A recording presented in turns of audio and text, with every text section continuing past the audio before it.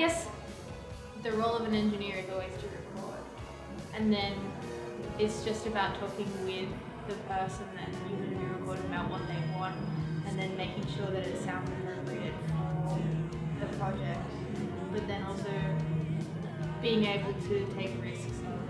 My number one tip for an aspiring sound engineer would be something like trying to embrace the chaos of everything and make sure that you're comfortable when you've got your mints and you've got your Cliff Bar and you've got your post-mix Coke and you're sorted and you're comfy, and you can just take on all of the things that are going to fall apart right in front of you like it always does. And I think if you can just feel natural in feeling like, yeah, I can take this on, I think you'll be totally cool.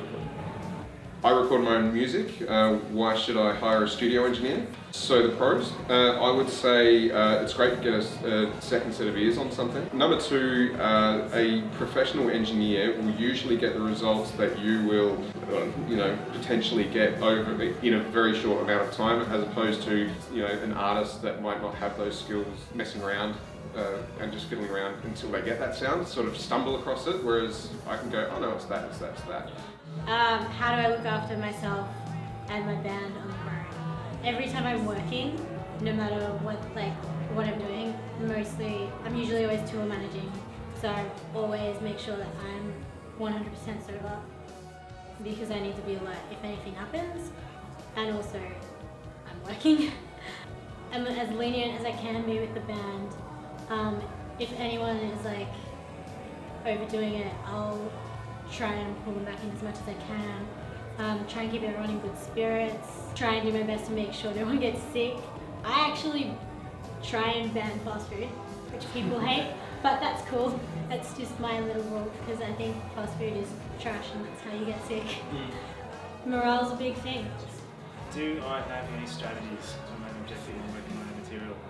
My first thing from personal experience would be to get other people involved, because I think getting too many layers of accountability on yourself can be quite a distraction. Yeah, just pick what you really want to do and kind of get a sense for where your, boundaries are in terms of when you're kind of going around in circles.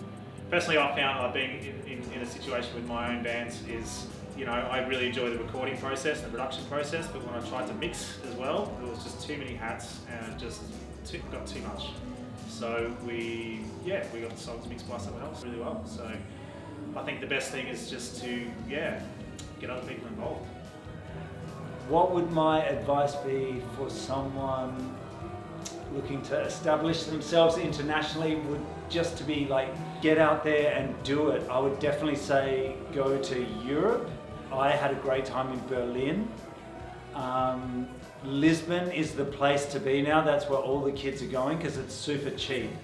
And 10 years ago, Berlin was cheap, and when things are cheap, artists kind of flock to those areas, and it kind of just allows you to be creative and not have to worry about all the overheads and stuff like that. And there's just so much happening. There's just thousands and thousands of festivals. There's tour managers and drivers that just have a van, and you can pay them €100 a day, and they know the deal, and they'll plot your route and look after you. And when you tour in Europe, the promoters feed you, they look after you, they're so hospitable.